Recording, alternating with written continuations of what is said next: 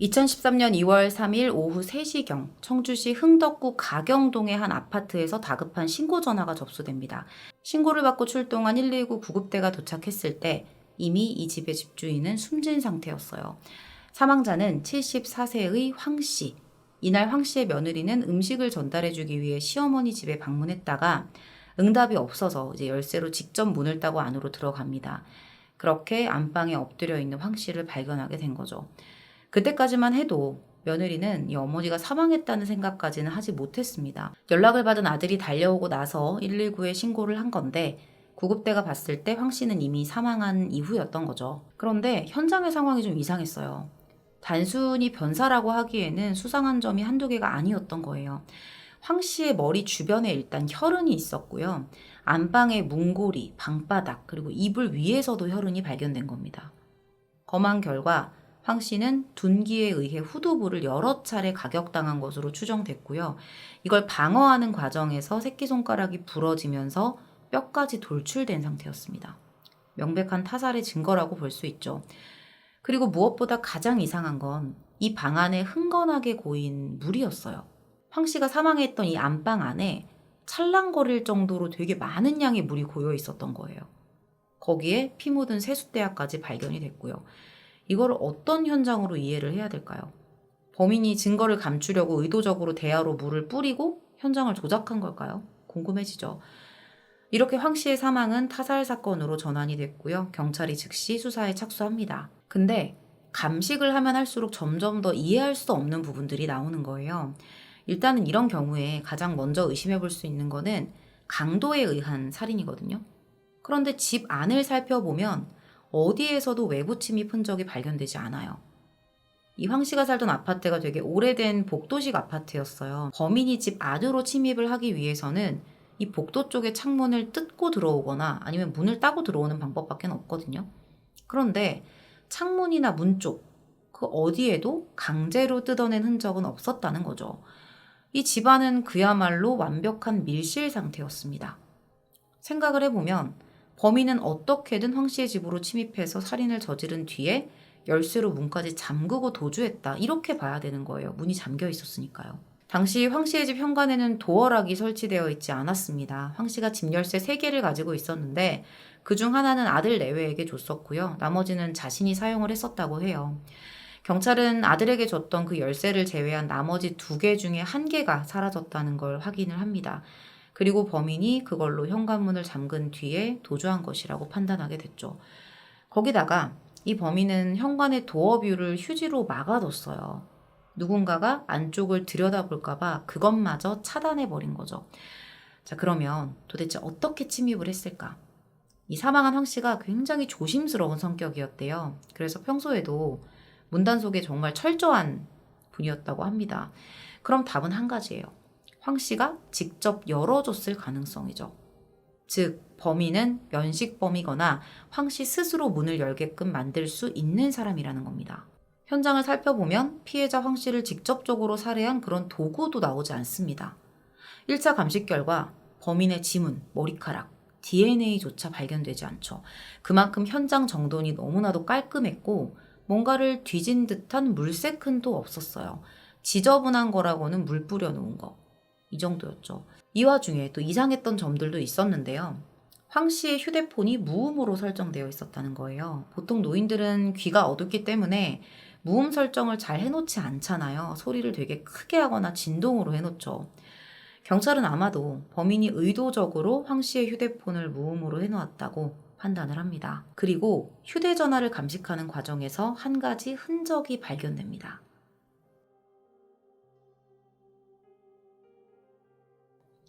고무장갑으로 이 휴대폰을 만진 흔적이었어요. 이 현장에 있었던 범인의 행동이 좀 보이죠.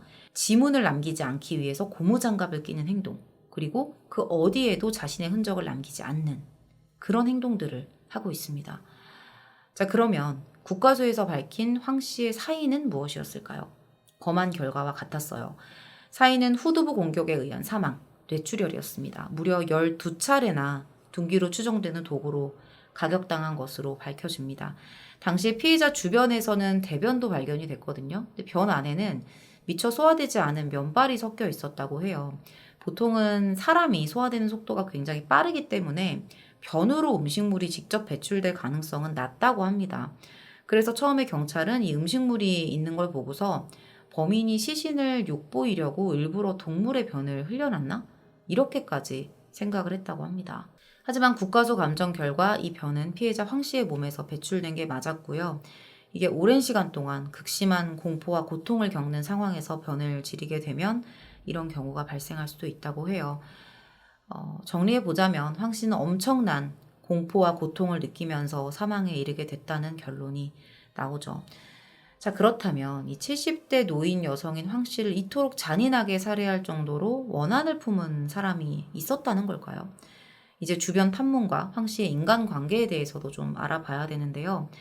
조사 결과 황 씨는 그 어디에서도 원한을 산 일이 없을 정도로 평판이 좋은 사람이었습니다. 독실한 기독교 신자였고 평소에 봉사활동도 열심히 하는 사람이었어요. 남편과 사별하고 현재 살고 있는 이 아파트는 자가의 빚도 없습니다. 금전 관계도 깨끗했어요. 아들 며느리와의 관계도 좋았었고요. 이 아들네가 황 씨 집 인근에 살았었는데 평소에도 며느리가 먹을 것을 싸들고 시어머니 집에 자주 방문을 했었다고 합니다. 경찰은 이 황 씨의 휴대전화로 사망 전에 통화를 했었던 사람들을 조사를 했는데 모두 다 교회 지인들이었고요. 혐의점은 없었어요. 이후에는 황 씨가 사망한 시점 전후를 기준으로 해서 이 아파트 CCTV에 찍힌 사람들도 조사를 했거든요.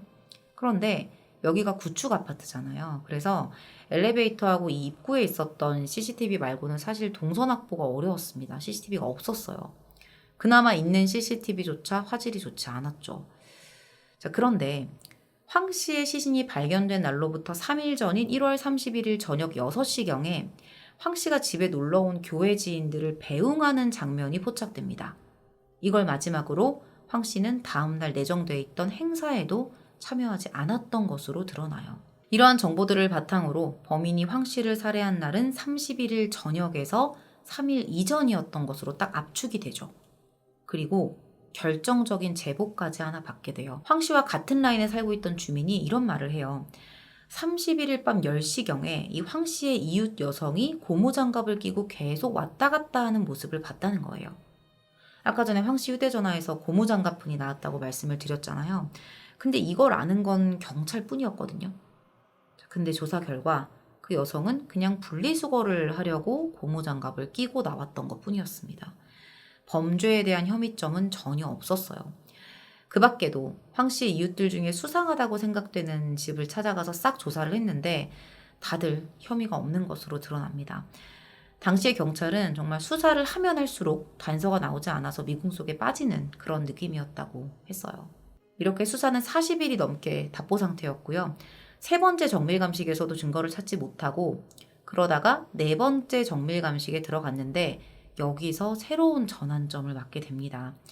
경찰이 집안에 남겨진 사실 유일한 증거라고 할 수 있는 게 혈흔밖에 없잖아요. 그래서 이 혈흔을 좀 더 면밀하게 분석을 하기 위해서 직접 국과수의 혈흔 분석관을 대동해 4차 감식에 들어가요.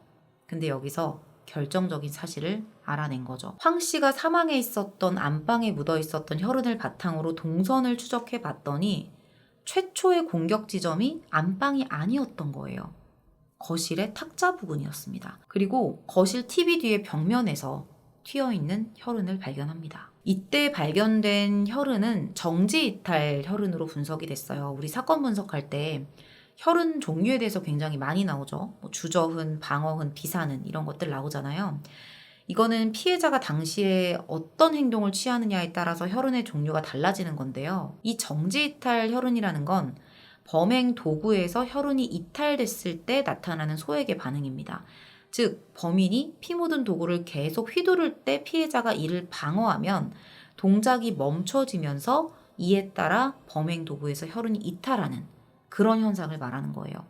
이게 일반적인 비사능과는 좀 다른 형태를 띱니다. 바로 이 정지이탈 혈흔을 거실에서 찾아낸 거죠.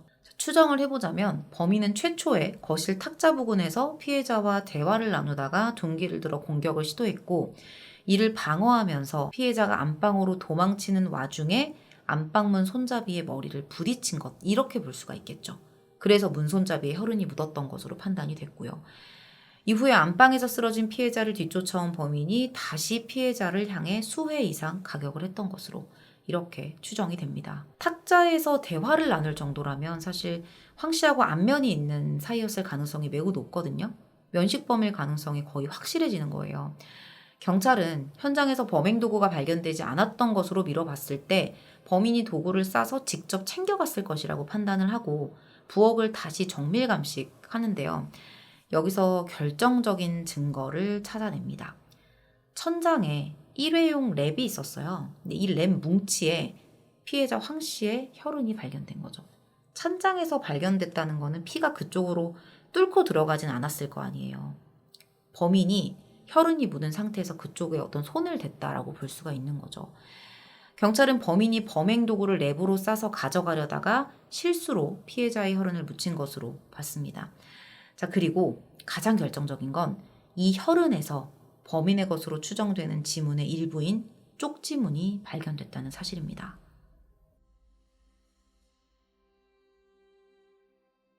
쪽지문을 발견한 경찰은 즉시 지문 분석을 실시했고요. 그 결과 지문의 주인이 바로 피해자 황 씨 인근에 살고 있던 41세의 보험 설계사 여성 정 씨라는 것이 밝혀집니다. 경찰이 직접 정 씨가 근무하던 보험회사에 찾아가요. 가서 임의동행을 요구했는데 도저히 용의자라고는 생각하기 힘들 만큼 차분했어요.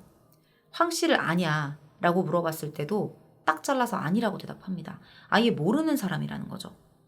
근데 이 진술이 오히려 본인의 범죄 사실을 드러낸 것과 마찬가지인 말이 돼버려요. 모르는 사이인데 어떻게 남의 집 부엌에 있는 물건에서 본인의 지문이 나오냐는 거죠.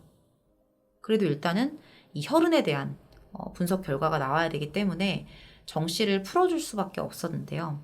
얼마 뒤에 결과가 나옵니다. 이 랩에서 검출된 혈흔이 피해자 황 씨의 혈흔이 맞았어요. 그 혈흔 뒤에 남겨진 지문. 더 이상은 피할 수가 없죠. 결국 정 씨는 황 씨 살해 혐의로 경찰에 긴급 체포됩니다.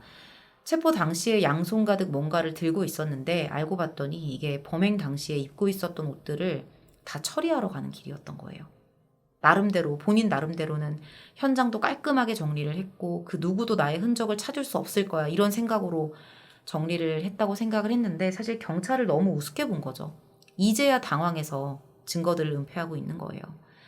뒤이어 계속해서 증거들이 발견됐는데요. 일단 정 씨의 차량 내부 시트와 핸들에서도 황 씨의 혈흔이 발견됩니다. 자, 근데 되게 결정적인 증거들이잖아요. 이런 걸 들이미는데도 정 씨는 계속해서 묵비권을 행사해요. 근데 언제까지나 말을 안 할 수 없죠. 결국 다 자백을 합니다. 자기가 죽였다고. 이 사실 정 씨의 어머니가 피해자 황 씨하고 한때 같은 아파트에 거주했던 것을 계기로 친하게 지냈던 지인 사이였어요. 그러다 보니까 정 씨도 당연히 황 씨를 알고 있었고요. 엄마의 친한 지인을 죽인 거예요, 한마디로. 정 씨가 당시에 약 3천만 원가량의 빚이 있었고요. 하는 일이 잘 되지 않아서 생활고에 시달렸었대요. 그래서 자기가 극단적인 선택을 결심하고 한 아파트로 갔다가 우연히 황 씨와 마주쳤다는 거죠. 정 씨의 말입니다. 그때 황 씨가 자기를 반갑게 맞아주면서 집으로 데려갔고 그렇게 두 사람이 대화를 나누고 있었는데 문득 그 황 씨 집 탁자 위에 올려져 있는 돈 봉투를 봤다는 겁니다. 사실 이미 평소에 자기 엄마를 통해서 황 씨가 돈이 좀 있다 뭐 이런 이야기를 들었었대요. 그러다가 돈 봉투를 보면서 갑자기 욕심이 생겼고 돈을 갈취하려고 이 탁자 위에 있던 장식용 돌을 집어들어서 황 씨의 머리를 가격했다는 거죠. 그렇게 순간적인 욕심에 눈이 멀어서 황 씨를 죽인 뒤에 그녀는 30만 원이 든 돈과 황 씨가 차고 있던 금목걸이까지 챙겨서 달아납니다. 이게 다 진실일까요, 그런데? 사건의 전부일까요? 조사 결과 이런 정 씨의 주장은 절반만 사실이었어요. 일단 본인은 돈 때문에 우발적으로 죽였다고 주장을 했는데 그게 아니었다는 거죠. 그 증거가 있었습니다. 바로 CCTV였는데요. 다시 1월 31일로 돌아가 볼게요. 경찰은 1월 31일 오후 4시 20분경 황 씨의 아파트 앞 주차장에 정 씨의 승용차가 정차하는 모습을 찾아냅니다. 근데 이게 정말 이상했어요. 처음에 정장을 입고 등장한 정 씨가 황 씨 아파트 엘리베이터 10층까지 올라가요. 그리고 20분 정도를 머무르다가 다시 1층으로 내려옵니다. 그렇게 몇 분 간격으로 한 번 더 아파트 10층까지 올라갔다가 내려왔고요. 오후 5시 16분경에 차를 타고 주차장을 빠져나가요. 근데 황 씨 집은 10층이 아니고 13층이었거든요. 이게 일부러 10층에서 내렸던 거예요. 이 엘리베이터 안에는 CCTV가 있으니까 나중에 경찰이 조사를 할 때 마치 10층에 볼 일이 있었던 사람처럼 알리바이를 꾸미려고 했던 거죠. 남아있는 3층은 CCTV에 찍히지 않기 위해서 계단으로 걸어 올라갔던 거고요. 그렇게 황 씨의 집을 2차례나 사전 답사한 이후 정 씨는 같은 날 오후 6시 10분경에 다시 등장합니다. 이번에는 정장이 아닌 베이지색 패딩 차림이었어요. 차는 아파트 옆에 있는 갓길에 주차를 해둔 상태였고요. 이번에는 아파트 뒷문으로 걸어가서 계단으로 13층까지 올라갑니다. 엘리베이터가 있는 거 알고 있었을 텐데 왜 그랬을까요? 사전 답사를 통해서 CCTV 사각지대를 미리 알아놨던 거죠. 어떻게든 CCTV에 본인의 흔적을 안 남기기 위해서 치밀하게 계획을 짰던 거예요. 이렇게 6시 10분에 황 씨의 집에 들어간 정 씨는 다음 날인 2월 1일 새벽 3시에 그 집에서 다시 빠져나온 겁니다. 황 씨의 집에서 거의 9시간 동안 머물렀던 거죠. 누가 올 거라는 생각을 안 했을까요? 앞서 진술했던 대로 정 씨는 황 씨의 금품을 빼앗기 위해 머리를 공격했고요. 황 씨가 피를 흘리면서 안방으로 도망을 쳤다고 해요. 하지만 그때까지만 해도 살아 있었습니다. 죽어가는 와중에도 황 씨는 정 씨의 행위를 중단시키기 위해서 젊은 사람이 이러면 안 된다 라면서 정 씨를 만류했다고 해요. 하지만 정 씨는 막무가내였죠. 정 씨는 거의 반쯤 정신을 잃은 황 씨를 침대 위로 옮긴 뒤에 욕실에 있던 고무대야에 물을 가득 담아서 황 씨의 몸 위에 뿌리기 시작합니다. 근데 그 이유가 너무나도 잔인해요. 제가 앞에서 예상했던 건 현장을 훼손하기 위해서 이렇게 생각을 했었거든요.